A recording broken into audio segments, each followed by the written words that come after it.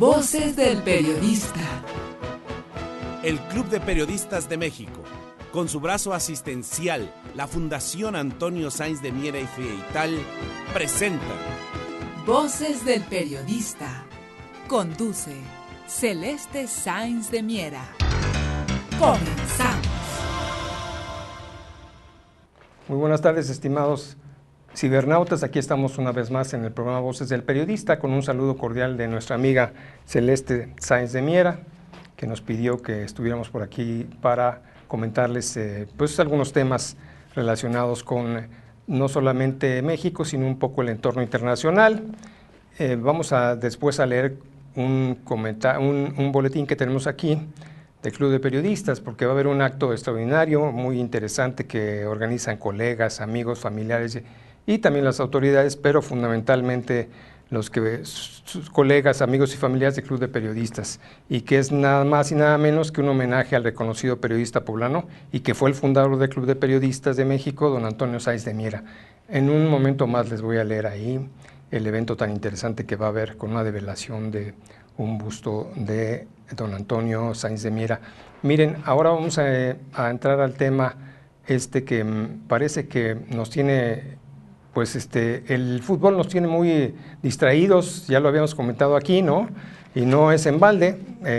Decía Blatter, el de la FIFA, decía que es un negocio multimillonario el fútbol, y vaya que lo es.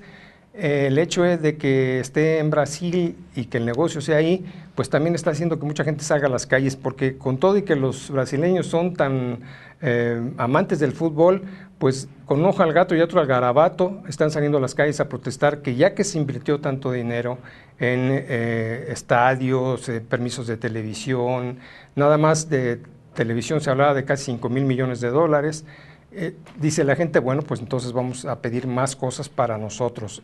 Aunque Dilma Rousseff, con mucha razón, ha salido ahí a declarar que se han invertido mucho más en salud, en transporte y en una serie de prestaciones a los brasileños que lo que se invirtió en el fútbol, pero bueno, a la gente no deja de crearle expectativa viendo esa derrama de recursos en el fútbol, que pues si yo en qué libro leo, dicen los brasileños, como decimos los mexicanos.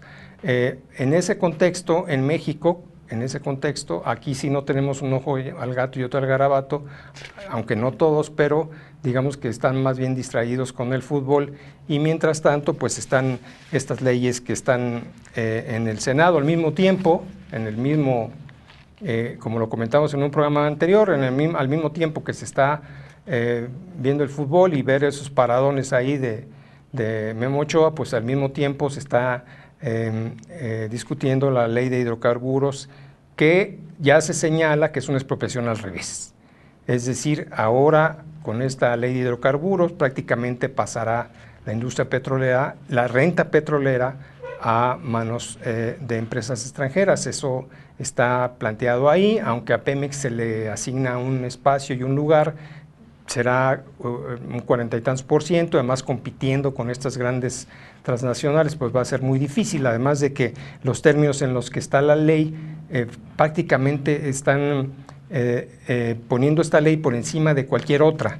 Y miren ustedes qué es lo que está preocupándole a mucha gente. Permítanme, se los voy a leer como está señalado ahí. Miren, la iniciativa tiene implicaciones devastadoras para todos los agentes económicos, es decir, los que no pertenezcan a la industria petrolera, la minería, el comercio, el turismo, la agricultura, es decir, van a batallar, porque el documento establece una tremenda presión legal. Miren, por ejemplo, los propietarios individuales no podrán negarse a vender, arrendar o ceder de alguna forma sus tierras a concesionarios petroleros. Imagínense, ahí nomás por ahí. Supongan que dicen, pues aquí en este terreno de tu casa, de tu rancho, ahí hay petróleo, entonces tú no te puedes negar ya por la ley, a que establezcas ahí una relación de negocios, pero se señala en la iniciativa que será prácticamente del dueño de la propiedad con la compañía petrolera. Entonces nada más imagínense ustedes ahí a Juanito Pérez negociando con Chevron. Además, con la mala fama que tienen algunas empresas, alguna vez en este programa comentamos el problema que tenía Ecuador, donde Chevron hizo un desastre, prácticamente contaminó vastas áreas de la zona selvática ecuatoriana, y hasta la fecha todavía, a pesar de que algún tribunal determinó que se le pagaran daños a Ecuador, no ha pagado nada y hay una resistencia a acatar lo que se le estableció. No solamente fue en Ecuador, también hubo una demanda en un tribunal norteamericano. Y en ese sentido, pues las transnacionales, las petroleras, están en su negocio y se defienden, tienen una vasta cantidad de recursos, entonces ya sabrán ustedes cómo le puede ir al que entre ahí a negociar con ellos. El gobierno prácticamente nada más estará de mediador, entre comillas, pero ese derecho de servidumbre que le llaman, miren ustedes, ¿verdad? Va a ser prácticamente una espada de Damocles sobre los propietarios de diferentes tierras, porque si bien ahorita, digamos que de acuerdo a lo que establece la ley, no con esta nueva ley, lo que establecía, digamos, Pemex sí era público el negocio y era público la relación que había con quienes entraran a hacer negocio con Pemex, pero prácticamente ahora que pase a manos privadas, extranjeras, pues prácticamente dejará de ser público. Entonces, es esa regulación que parece muy sencilla, esas normas que parecen muy sencillas, las que van a transformar totalmente el territorio mexicano, porque si encuentran, como les decía, algún yacimiento en alguna región, pues prácticamente es susceptible de ser explotada y tiene prevalencia, es más importante que cualquier otra ley, incluso aunque mencionan la ley agraria como una manera de regular, va a ser muy difícil que lo pueda hacer. No es exactamente, no tenemos precisamente instituciones muy fuertes en esa materia. Va a ser muy fácil que puedan embarcar, como lo hacían anteriormente en los 30, podían las transnacionales, las compañías extranjeras petroleras, prácticamente fincar en el punto donde tenía su negocio, prácticamente era su territorio y no se podía entrar. Por ahí cuentan en unas memorias de Lázaro Cárdenas, que en alguna ocasión trató, siendo gobernador de Michoacán, trató de entrar a una de las instalaciones de una compañía transnacional extranjera en Michoacán de petróleo y no le permitieron el acceso, y le comentaba al compañero que estaba con él, le decía: mira, soy gobernador y no me dejan entrar.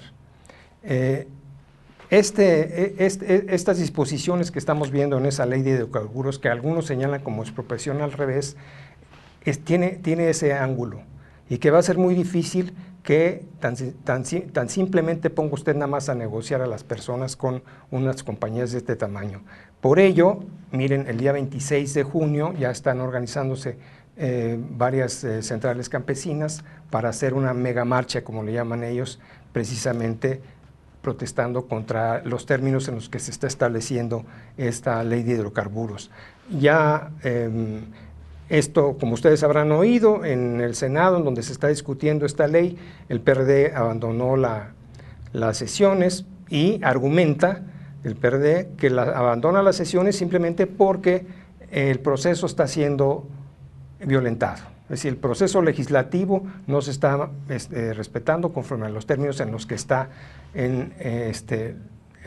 las determinaciones, los reglamentos, las normas del proceso legislativo en la Cámara de Senadores. Abandonaron por ello y lo señalaron de ilegal. Todo el procedimiento lo señalan como ilegal y abandonaron el recinto. Ahora han vuelto argumentando que lo van a hacer porque esto era a nivel de los dictámenes, a nivel de las comisiones, pero ahora que pase al Pleno, ahí sí va a ser una discusión más amplia, ahí quieren estar en esa discusión, dar la pelea. Otros partidos más pequeños, el PT, con Manuel Bartlett a la cabeza, han estado incluso pidiéndole a la Corte que dé su opinión sobre el proceso legislativo. Si no se ha violentado el proceso legislativo, las Cortes tienen ahora sí que la pelota en sus manos para que den una opinión de si ese proceso se apega a derecho o no, si se ha respetado las normas que establecen un ABC para todo proceso legislativo. Cuando usted presenta una iniciativa de ley, allá tiene que seguir un proceso, y si no se sigue ese proceso, tanto a nivel de las comisiones, en el dictamen mismo y para presentarlo al Pleno, entonces se puede argumentar lo que están argumentando ellos, que se brincaron pasos y en función de esos es ilegal, y Bartlett ya le pidió a la Suprema Corte de Justicia que dé su opinión al respecto para que nos oriente si es legal o no es legal. Vamos a ver qué resuelve la Corte. Ahí está. Por lo pronto, da la impresión de que es un proceso no exactamente muy transparente, no exactamente como dicen los partidos de oposición, no exactamente, no hay debate. Es decir, la finalidad de estos, de brincarse pasos del proceso legislativo, es no entrar al debate. De todas maneras, no están cubriendo las grandes cadenas nacionales de televisión, no están cubriendo los debates. Las grandes cadenas de televisión están en el tsunami del fútbol, porque así se dispuso que fuera al mismo tiempo. Díganme ustedes, decían los senadores, no, es que somos muy trabajadores. Bueno, muy bien, a lo mejor sí, son muy trabajadores y por eso escogieron estas fechas del fútbol. Pero más bien los mexicanos, que tampoco somos tontos, estamos viendo que prácticamente se está aprovechando el descuido que tenemos ahora al estar muy al pendiente del fútbol en seguir el proceso. Y decía por ahí una legisladora, si los mexicanos se enteraran de lo que se está legislando, habría una revuelta. Vamos a ver, no es un proceso acabado. Hay varias encuestas que demuestran que el 70%, o algunos hablan del 80%, de los mexicanos no están de acuerdo con la privatización del petróleo, aunque se le adorne con otras palabras muy domingueras y con términos jurídicos que prácticamente pueden confundir a quien se ponga a echar un vistazo. En realidad, si usted lo ve, no tendrían por qué ponerse a discutir, y habría espacio para debate si estuviera claro. Como no está claro, por eso le rehuyen al debate. Bueno, vamos a ir a un corte, no nos tardamos nada. Muchas gracias.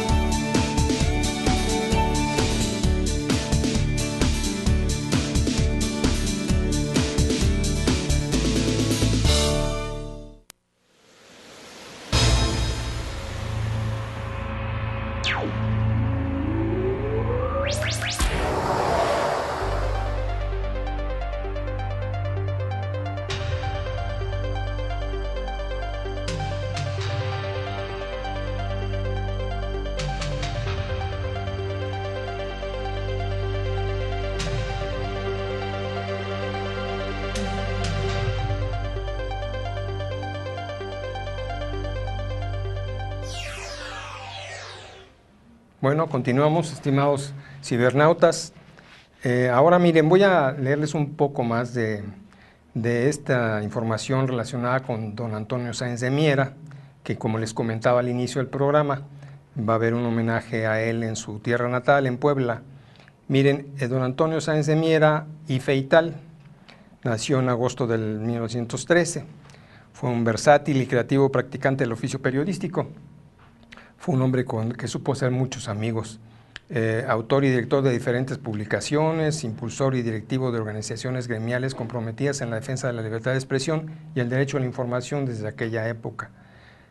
Su reconocimiento es un reconocimiento a su fecunda vida profesional. Él fue fundador del Club de Periodistas, la organización que ahora avala, respalda a este programa Voces del Periodista. Y doña Celeste Sáenz de Miera es la de la Fundación Sáenz de Miera Feital, que como ustedes saben atiende a hombres, a periodistas que ya están en la tercera edad, y ahí les dan todo lo necesario para que no pasen una vida de penurias a pesar de su avanzada edad. Y les comentaba de don Antonio, fue practicante del oficio periodístico, directivo de organizaciones gremiales, les había dicho a ustedes, y durante más de 6 décadas se prolongó su fecunda vida profesional. Se materializará este homenaje que le van a hacer en la develación de una estatua que es obra del escultor Lorenzo Rafael. Esto va a ser en la explanada de la Casa Aguayo, allá en el estado de Puebla, a las 13 horas, en las calles 14 Oriente, 1204, en la colonia Barrio Alto de la ciudad capital. Ahorita les voy a seguir comentando sobre este hombre singular, periodista, que pues dejó huella al andar, como dicen, ¿no? Camino al andar, como decía el poeta. Miren, volvemos al tema que nos ocupa sobre la ley de hidrocarburos, y miren, señalaban algunos analistas políticos que al ver este documento da la impresión de que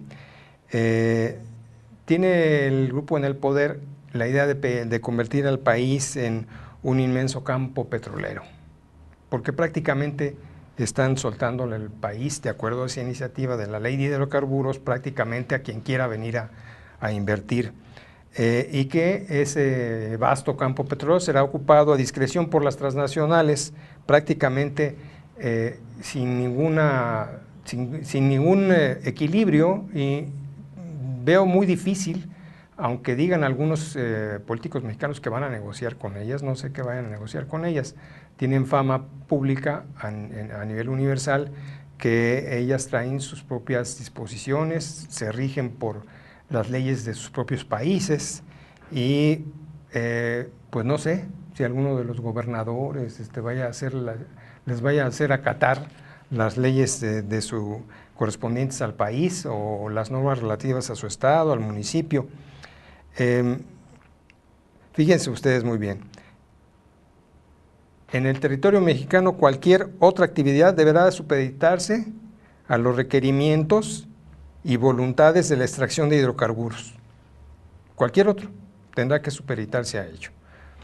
Eso no sé qué tan bueno sea para la sociedad, para la economía y para la vigencia del Estado de Derecho. Miren, va a ser muy grave en suma si se aprueba la ley. El dictamen prácticamente, con una serie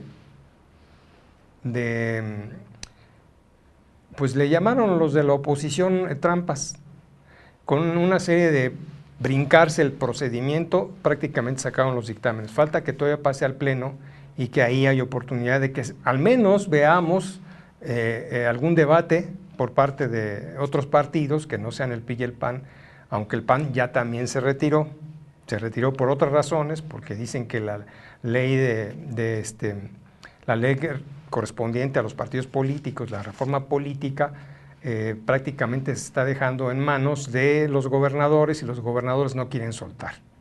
En un aspecto concreto, que es la coalición, unas normas que hay sobre las coaliciones, le permitirían, algunos gobernadores dicen que están empujando para que se deje el término coalición y argumenta la oposición que esa coalición pues va a permitir que le haga derrama de votos un partido grande a los pequeñitos para darles ahora sí que oxígeno artificial y mantenerlos vivos y como satélites.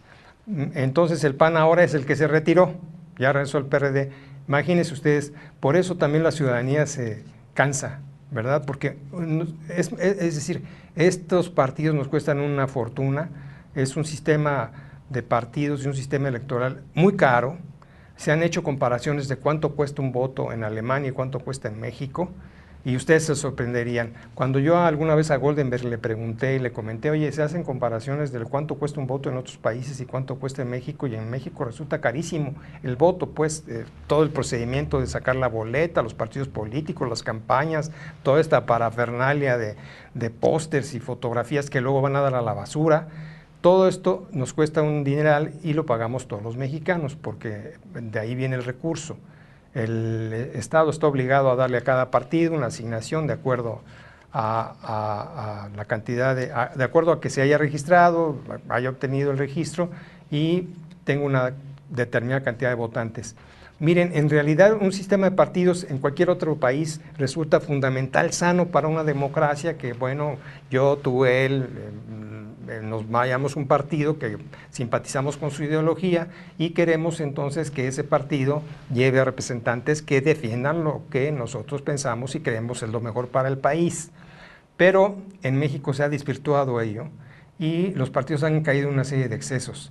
Ahora estamos en espera de que esta reforma política supuestamente ajuste algunos de los excesos que ha habido en la pasada campaña. Ustedes se recordarán todo el problema de Soriana, el problema de Monex, en fin, hubo una serie de quejas de que incluso una televisora había prácticamente jugado como partido político en favor de un candidato. Se supone que esta nueva reforma política va a ajustar y va a quitar todos esos asegúnes que tenía la ley electoral anterior. Sin embargo, tiene que pasar por los congresos locales y es ahí donde ahora por eso el PAN dijo, ahí te ves, se fue, porque dice que en los congresos, ahí en los estados, en las gubernaturas de los estados, están atorándola y que le van a dar algunos ajustes que van a dar al traste con esto que se acordó por parte de los partidos a nivel nacional.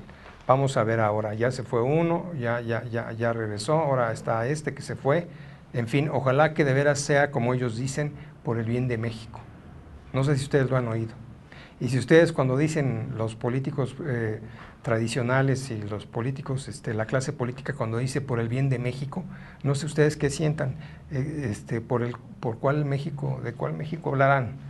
Del bien de cuál México, ¿no? Porque ahora ya lo agarraron como banderita y escúchenlo ustedes, estas leyes de hidrocarburos que aquí estamos analizando de qué se trata, dicen que es por el bien de México y la empujan como si les llevaran ellos la vida.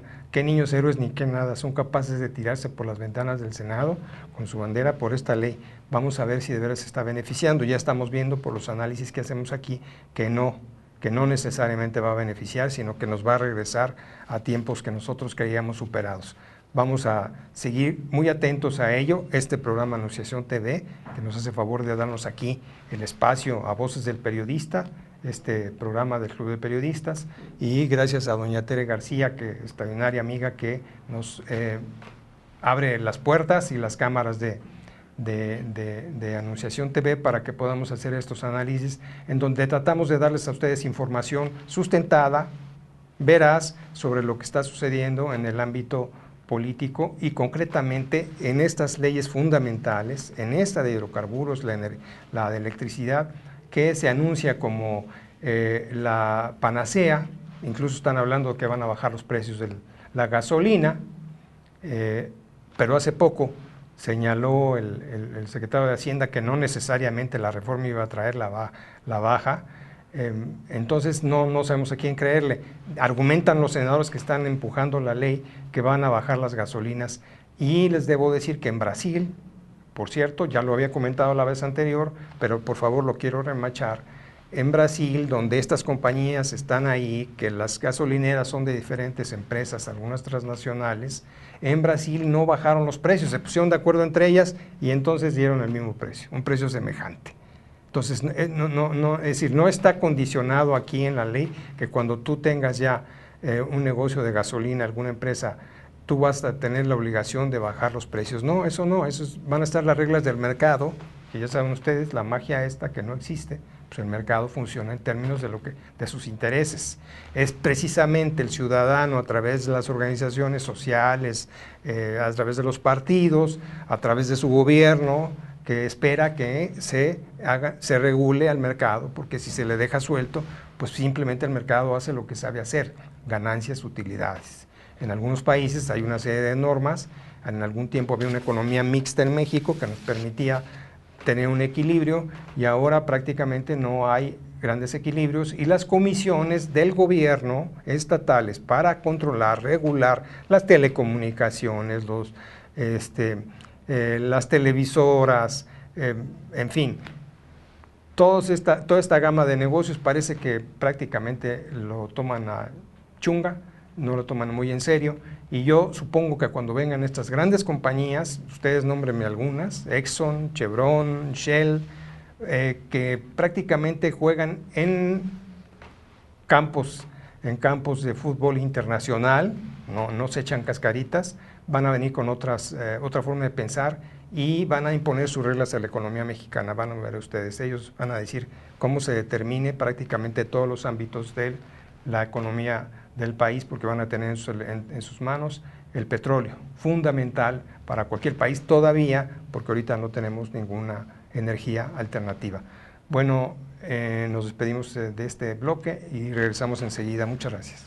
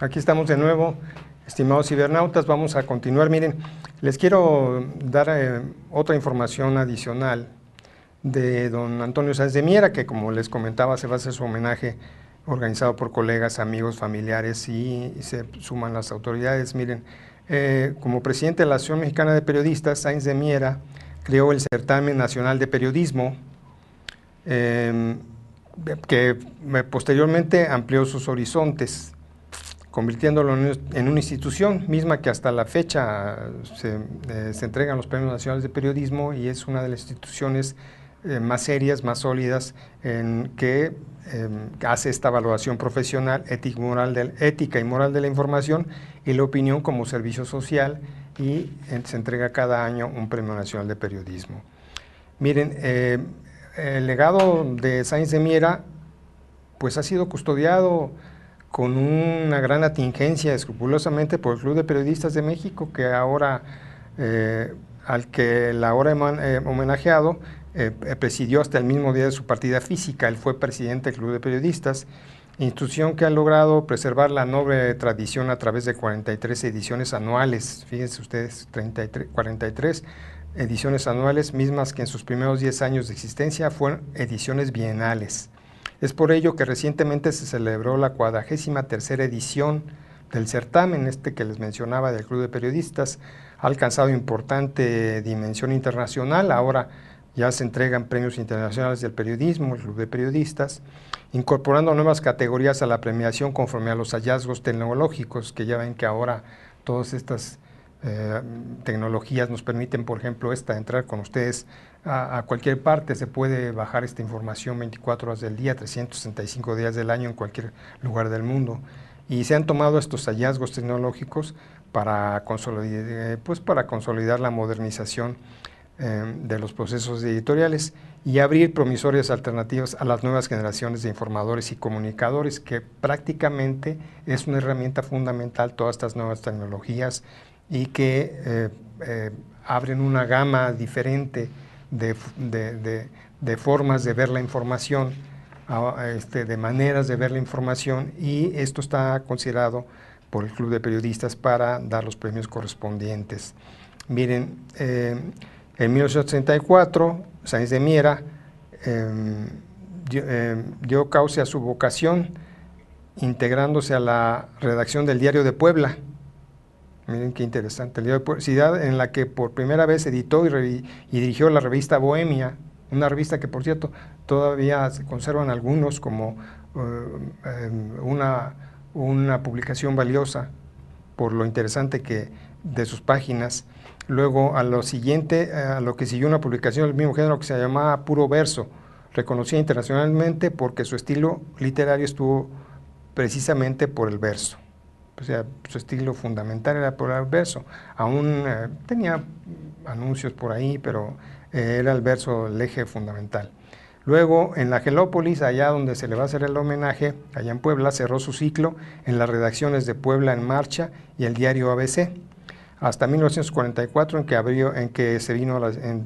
cambió de domicilio, se vino a la Ciudad de México, donde alternó en diferentes publicaciones. Miren qué interesante, con los grandes del oficio en ese entonces: Horacio Quiñones, Jesús Tamés, Alfredo Caguache Ramia, el periodista, Martínez de la Vega, Renato de Leduc, el famoso Renato Leduc, Francisco Liguri, José Alvarado, don Pepe Alvarado, Luis Alcaide Carmona, Luis Espota, el del Casi el Paraíso, Reinaldo Pérez Marcheco, Antonio Rodríguez y Rafael Freire, el gran Rafael Freire, entre otros hombres de profunda cultura.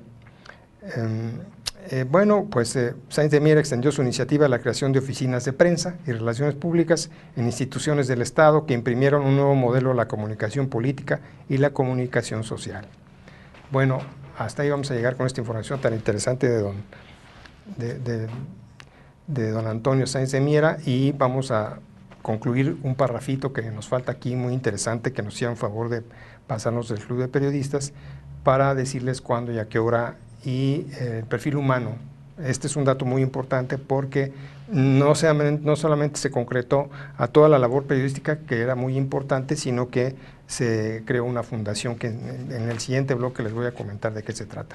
Pero ahora vamos a seguir con lo que señalábamos de esa famosa ley de hidrocarburos. Miren, les voy a nada más a leer un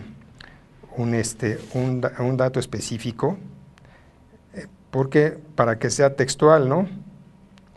Que sea textual, como viene en la ley, aquí lo tengo, miren ustedes, aquí está. Miren ustedes, dice lo siguiente, vamos a poner los dos lentes porque esta letra chiquita, solamente así la veo. Miren, dice aquí, en el documento de 211 cuartillas que elaboraron las dictaminadoras, se procederá a la constitución de servidumbre, entrecomillado, constitución de servidumbre, la ocupación o afectación superficial o la explotación de los terrenos necesarios para realizar actividades de la industria de hidrocarburos, conforme a la ley de expropiación y demás posiciones aplicables en los casos que la nación lo requiera. ¿Qué le parece?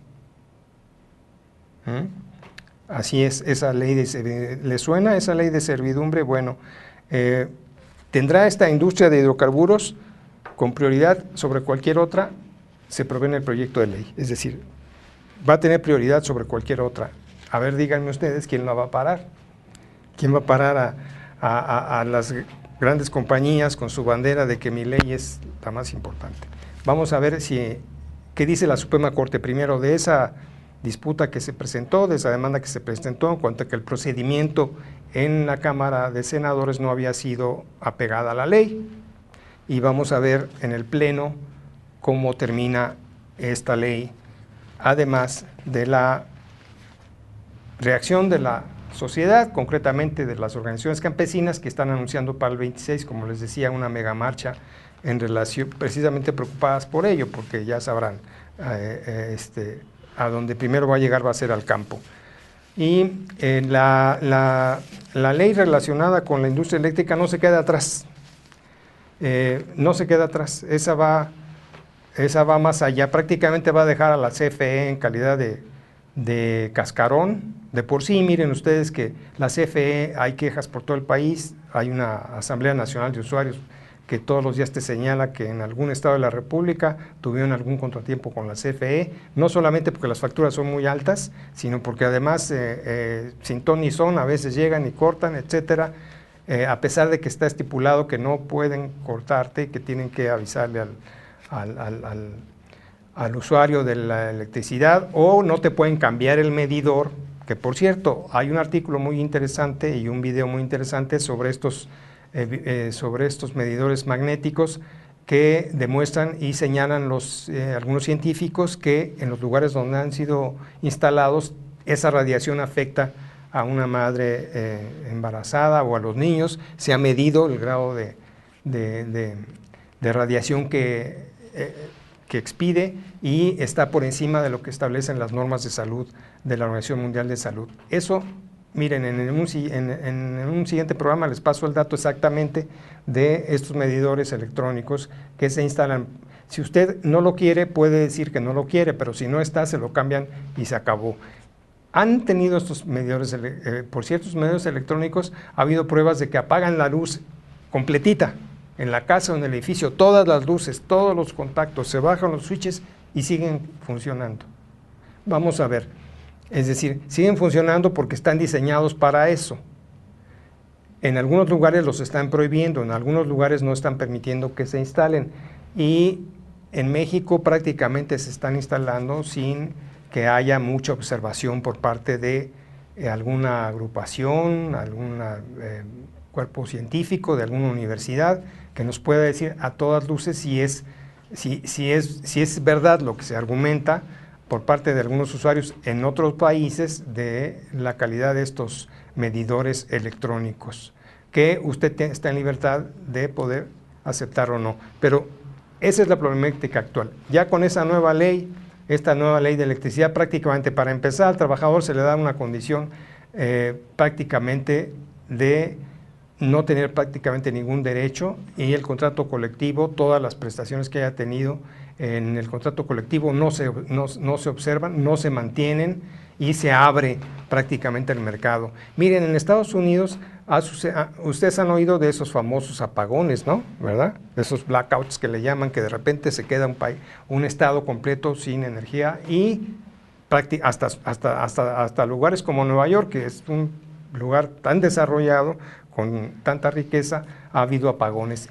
Pero en Estados Unidos hay una serie de empresas que te van dando el servicio por partes. O sea, se han dividido el mercado. Para eso va la ley en México, esta nueva ley sobre energía eléctrica, va dirigida a parcializar el mercado. Es decir, en Estados Unidos en Oklahoma hay una empresa, pasa para el otro estado, Arkansas, y es otra empresa, va para Nueva York y es otra empresa, y a veces no se ponen de acuerdo y se hacen responsables nada más de la parte en donde están, pero todo está ligado.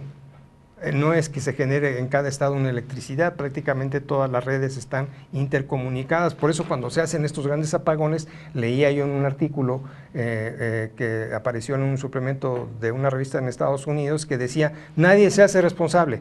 A la hora que el órgano regulador quiere establecer algún castigo para quien falló en el servicio de electricidad, pues ¿dónde quedó la bolita? ¿Quién sabe? Y se señalaba en ese entonces que el órgano regulador en Estados Unidos estaba influenciado por las grandes empresas, es decir, el que llegaba ahí era un hombre allegado a esas grandes empresas, díganme ustedes cómo las iba a castigar. Ese desorden que se ha observado en Estados Unidos es por el tipo de modelo que tienen. Ahora en México se pretende eso, parcializar el mercado, repartirlo en cachitos y que entren las grandes empresas a cada una a dar un servicio. No va a ser exactamente lo mejor que podamos tener, aunque dicen que es una maravilla. Vamos a ver si es así. Por lo pronto estamos revisando con detalle también esa ley. Muchas gracias, no tardamos nada, enseguida regresamos.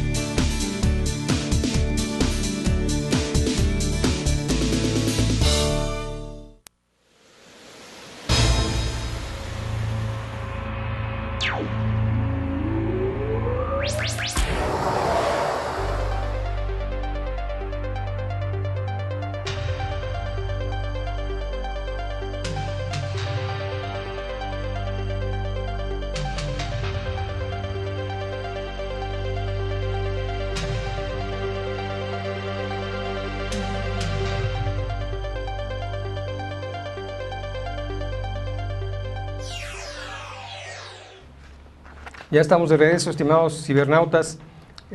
Miren, les voy a dar información complementaria de lo que les venía leyendo sobre don Antonio Sáenz de Miera. Y miren, hay un dato muy importante que, aunque lo señalé hace ratito muy someramente, quería yo subrayar, porque dejó fundado, plasmado en ese, pues era un hombre con una gran calidad humana, dejó plasmado en una fundación que se llama Antonio Sanz de Miera y Feital, como un brazo académico, primero académico y asistencial del Club de Periodistas. Y ahí precisamente se creó en 1996 y su mayor sueño era que hubiera una casa hogar que pudiera atender a periodistas pues, que estuvieran en condiciones muy difíciles y a sus familias, tanto a periodistas como a sus familias. Le denominaron Posada del Periodista, en donde se da atención a periodistas en orfandad total o parcial, en un ambiente cálido y amoroso. Pues ahí donde ven en nuestra estimada Celeste, con todas sus actividades, ahí ella está al pendiente precisamente de esta fundación. Bueno, ya para concluir estos datos sobre la vida y obra del fundador del Club de Periodistas, don Antonio Sanz de Miera, les quiero comentar que se les comunica que el Club de Periodistas va a disponer, precisamente para poder asistir a este evento en la ciudad de Puebla, de un transporte, y va a salir del propio club, que ya saben que está en Filomeno Mata 8, los que no, pues ya saben, Filomeno Mata 8, Centro Histórico de la Ciudad de México. Va a salir a las 9, el día 21 de 2014, es decir, el próximo 21, a las 9, ahí va a estar un traslado para que puedan acompañarlos o podamos acompañarlos a la ceremonia a las 13 horas, que será ya en la ciudad de Puebla. Va a haber una comida para convivir ahí con periodistas y se va a regresar a la Ciudad de México a las 20 horas en el mismo transporte. Si quieren ustedes confirmar, pueden ustedes llamarle a nuestras amigas, la señora Marcela López o Maribel Olvera, a los teléfonos 5512-8661 o 5512-8669. Bueno, miren, ahora voy a mencionar muy brevemente nada más que ya habíamos mencionado en este programa en algún momento que la migración que estaba habiendo de menores de edad a los Estados Unidos, no solamente de México, sino de Centroamérica hasta de Sudamérica, y que esa era una verdadera tragedia, porque llegaban los menores de edad, si la liberaban aquí en México, con todos los riesgos y peligros que hay, llegar a Estados Unidos también, allá sus condiciones eran tan malas como las que tenían que pasar por aquí. Entonces, se está hablando de una tragedia humana, ¿verdad?, y de abusos de autoridad contra menores sin documentos en Estados Unidos. Nada más lo queremos referir, tómenlo ustedes en cuenta, porque ya se habla de una crisis humanitaria. Solalinde, sacerdote que atiende a los migrantes a través de una casa de atención al migrante, que ha tenido tantos problemas por ello, ya lo señalaba. Y imagínense ustedes, están a 600 de estos niños, los van a poner en un cuartel militar en Oklahoma. Imagínense ustedes qué constructivo puede ser para estos niños estar en un cuartel militar. Ahí en Estados Unidos, lo sabemos, una cantidad importante de asociaciones civiles de buen corazón que atienden a gente en condiciones sin hogar, etcétera. No digo que todos, no hay un programa específico con lo rico que es ese país como para atenderlos, hay mucha gente sin casa, pero en el caso de estos niños, ante la tragedia que se está vislumbrando, tenían que echarle mayor imaginación, decimos nosotros en México. Claro que fácil es decirlo, nosotros tendríamos que hacer un esfuerzo superlativo en México para que no tuvieran que irse esos menores, pero ya que están allá, pues no es muy edificante que los manden a un cuartel, concretamente a esos 600 niños, a un cuartel militar. Bueno, compañeros, voy a entrar al tema, que es un tema que nos ocupa por diferentes aspectos. Miren, el agua, como ustedes saben, es un bien fundamental para la humanidad, está ligado a su desarrollo, a su cultura. Mesopotamia, el lugar de dos ríos, estaban el Éufrates y el Tigris, es decir, las grandes civilizaciones. Babilonia ahí se fundó. Las grandes civilizaciones han crecido en torno al agua, y en México no es menos. Las grandes culturas, maya, olmeca, mexica, prácticamente tenían en el agua un elemento sagrado. La relación entre el hombre y el agua en el México de los antiguos mexicanos, valga la redundancia, de los originarios, era fundamental en su vida, en su cosecha, en el desarrollo, y había un gran respeto por ella, incluso era sagrada. Precisamente por ello estamos aquí platicando con Bernardo Patrón, un buen amigo, que viene de la zona de los pueblos de allá del sur, concretamente de San Bartolo Ameyalco, y que ha echado un vistazo al tema del agua, concretamente en esta zona, porque pues ya ha habido muchos conflictos, no es el único, el de San Bartolo, ha habido otros conflictos en relación al agua. ¿Qué nos podrías decir, Bernardo, en relación a este elemento fundamental en la vida del hombre y de las comunidades, y no se diga de los pueblos originarios? Claro, antes que nada, gracias por el espacio. Y efectivamente, como lo decías hace un momento, en principio de cuentas, para la humanidad, el agua es un elemento no solamente de primera necesidad, es un elemento vital, ¿no? Sin agua, prácticamente la humanidad no podría sobrevivir. Y particularmente en el pueblo de San Bartolo Ameyalco, la importancia que tiene el agua para la comunidad, la podemos identificar desde que conocemos la raíz de la palabra de Ameyalco, que es Ameyali. La raíz de esta palabra es lugar donde brota el agua. Entonces, San Bartolo Ameyalco no solamente es un pueblo, como muchos otros, que cuenta con su manantial, sino que además el pueblo, digamos, la principal herramienta como pueblo originario, es que tiene es el lugar donde brota el agua. Por eso, en principio de cuentas, San Bartolo es llamado de esta forma, San Bartolo Ameyalco. Tenemos entendido que es un pueblo originario, aunque me comentaban que había aparecido en una gaceta oficial que no se le consideraba así, Bernardo. Y bueno, los que conocemos más o menos las zonas de estos pueblos, sabemos que están reconocidos como pueblos originarios, Xochimilco, Tláhuac, etcétera, y que este es un pueblo antiguo. ¿Qué nos podías comentar? Así es. Mira, San Bartolo Ameyalco es un pueblo originario, ya que existe desde antes de la conquista. Desde 1500 San Bartolo ya es considerado como pueblo.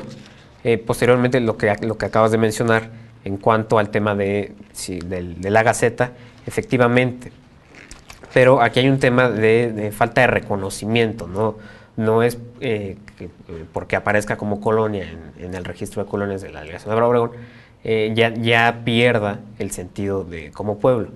Sin embargo, como lo comentabas hace un momento con esta parte de las leyes secundarias, cómo todo se maneja desde allá adentro, ¿para qué? Para poder en dado momento tener, en este caso en la Ciudad de México, algunos desarrollos tanto inmobiliarios como proyectos que se manejan como utilidad pública. Es por eso que San Bartolo no tiene ahorita un reconocimiento como tal, como pueblo originario legalmente, pero, por ejemplo, los comuneros están registrados ante la Secretaría de la Reforma Agraria, tienen su credencial, están los códices, es decir, hay una serie de herramientas para que San Bartolo Ameyalco pueda ser reconocido como pueblo originario. Sin embargo, la ley no lo está reconociendo como tal. Hablabas de los códices, Bernardo. ¿A qué te refieres con los códices? Nosotros sabemos que es un instrumento antiguo de comunicación de los antiguos mexicanos, pero ¿nos podrías decir a qué?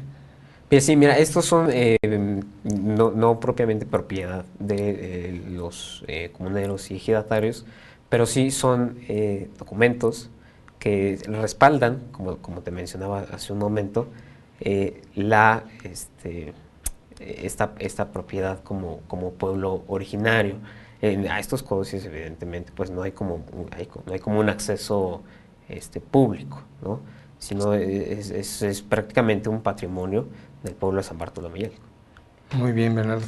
Se habla de que precisamente esta diversidad de criterios, porque por un lado se habla de una ley de la Comisión Nacional de Aguas que está por ahí, en donde se refieren al agua como, ahí lo interpretan así algunos especialistas en la materia, como una serie de lagunas como para mercantilizar el agua. Y no nos extrañaría, dado que, bueno, pues ahora prácticamente se quiere prácticamente mercantilizar todo, pero eso no se habla de que nos llevaría a un ecocidio. Y se habla también de del buen gobierno del agua. Hay otra iniciativa ciudadana por ahí donde se está planteando que el agua sea para todos, etcétera, y contemplar, de acuerdo a las normas de la buena gobernanza, y no solamente por eso, de ley, integrar las opiniones de las gentes que viven con un ojo de agua, un manantial, prácticamente en los terrenos donde estos pueblos originarios habitaban. Se me antoja que estos conflictos pueden no tener solución si no se les da una atención específica y en principio se busca el platicar con ellos, planteárselo. No sé si en este caso cómo habrá sido por parte de la delegación. Sí, mira, con esto que mencionas, efectivamente hay como una serie ahí. Muchos medios de comunicación le han llamado la guerra del agua en San Bartolomé y Alco, pero esto no es así. ¿Por qué? Se maneja mucho que hay una oposición para que se le otorgue el agua a los pobladores de las zonas aledañas, que son parte de San Bartolomé y Alco, que no cuentan, que no les llega el agua. Es decir, con decir no les llega el agua no quiere decir que abran la llave y no salga el agua, pero tienen digamos, tandeos, ¿no? Por horarios. Entonces, aquí lo que hizo la delegación fue un proyecto de utilidad pública que desde la implementación, desde la publicación, no hubo transparencia. ¿Por qué? Porque para hacer un proyecto de utilidad pública tiene que haber un proceso con una serie de documentos que se tienen que llevar a cabo, no solamente respaldados por la delegación, sino respaldados por expertos en materia y pues una vez ya aceptado por la propia comunidad. Entonces, aquí lo que hizo la delegación fue decir, ahí va el proyecto, lo vamos a hacer de esta manera. Presentó su proyecto, organizó unas reuniones ahí amañadas con algunos vecinos, principalmente con los vecinos afectados. Entonces, cuando tú le llamas a alguien que no tiene el recurso y le dices, voy a presentar este recurso este proyecto y te voy a otorgar el agua, la gente lo que va a hacer es decir que sí. Pero en ningún momento al pueblo de San Bartolomé y Alco, de manera general, se le presentó el proyecto ni se le llamó a una audiencia pública para poder presentar el proyecto. Y no solamente presentar el proyecto, porque en este país también se entiende como ya presenté el proyecto y la gente ya lo aceptó. No debe ser así, sino se debe llevar a cabo una consulta, que en este caso no es una consulta pública. La Constitución lo establece como pueblo originario y entonces tendría que ser una consulta indígena. La misma Comisión de Derechos Humanos del Distrito Federal ha ya corroborado esta información y se está trabajando en este sentido. Ahora, el proyecto se supone es de utilidad pública y, como tú decías hace un momento, en este país todo nos beneficia. Pero si efectivamente es un proyecto que va a beneficiar a la comunidad del pueblo de San Bartolomé y Alco, no hay la necesidad de imponerlo a través de la fuerza pública, ¿no? Cuando no se tiene la razón, se impone por la fuerza. Y esto fue lo que hizo la delegación Álvaro Obregón el pasado 21 de mayo. ¿Por qué? Porque la misma delegación faltó a un compromiso que habían al que habían llegado con la Comisión de Derechos Humanos. En una respuesta, la Comisión se comprometió a detener los trabajos citados, hasta entonces no se retomara el diálogo. Es decir, ya no fue un compromiso con la comunidad, sino con una institución que pues respalda a los ciudadanos del Distrito Federal. Entonces mandan más de 1.500 granaderos, golpean un sinfín de personas y el saldo que nos ha dejado pues es un tubo conectado, más bien un tubo mal conectado, un proyecto que no está terminado y que ni siquiera está avalado, y además 5 personas que están en este momento en el reclusorio Oriente con una serie de cargos ilegales. Muy bien. Mira, todo pronostica que esos conflictos van a continuar, como está pasando con la minería en territorios indígenas, si no hay un buen gobierno, una negociación, una conciliación con la población. Esto es fundamental, además así se establece en todas las normas y en las reglas de buen gobierno que esperábamos que respetaran en el caso concreto de la delegación. Vamos a continuar con el tema. Pero ahora me quiero despedir, mis estimados radioescuchas, internautas, radioescuchas, los que oyen Voces de Periodista, y me quiero despedir, dar las gracias a Rafael Melgar, a Alejandro Sánchez Galván, Adolfo González García, Marcos Velázquez Lario, Bernardino Cervantes Ruiz, Hilario Ramírez Vergara y a Eduardo Chiui, que nos hicieron favor de acompañarnos, y son los técnicos, los especialistas precisamente que hacen posible que nos podamos ver en el ciberespacio. Hasta la próxima, un abrazo, y les manda un saludo cordial doña Celeste Sáenz de Miera, conductora de este programa. Hasta luego, no nos despedimos.